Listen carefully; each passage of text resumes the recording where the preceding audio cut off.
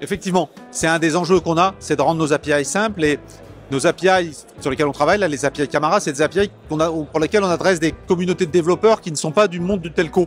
Donc en fait, on doit s'abstenir de parler de tout ce qui est d'habitude très telco, très technique. Donc il faut qu'on s'évertue à rester le plus simple possible, que le commun des mortels, j'ai envie de dire, comprenne de quoi on veut parler. Donc on peut parler de numéro de téléphone, par exemple, mais dès qu'on commence à parler d'IP ou de choses plus techniques, ça peut devenir compliqué. Donc c'est un des enjeux qu'on a sur ce sujet-là. On a l'objectif d'avoir plusieurs API Camara, d'en avoir une dizaine, peut-être plus d'une dizaine, une vingtaine d'API. Et donc pour le développeur qui va les utiliser, il faut qu'elles aient exactement le même comportement.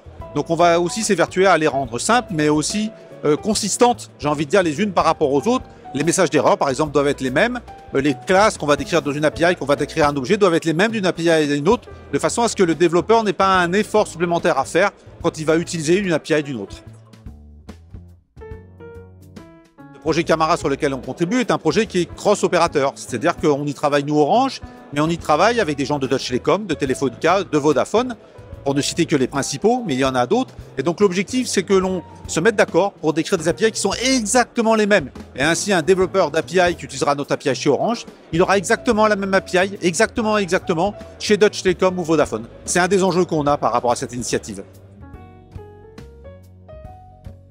Bien, la promesse, c'est de pouvoir donner ces API qui permettent d'utiliser les informations qu'on a dans le réseau, et donc que ça soit accessible pour n'importe quel type d'application. Une application de vente en ligne, une application de tracking dans B2B pour des containers, n'importe quel type d'application pourrait être utilisé pour utiliser ces API.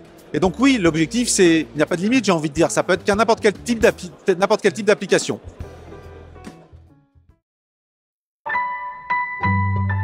Orange.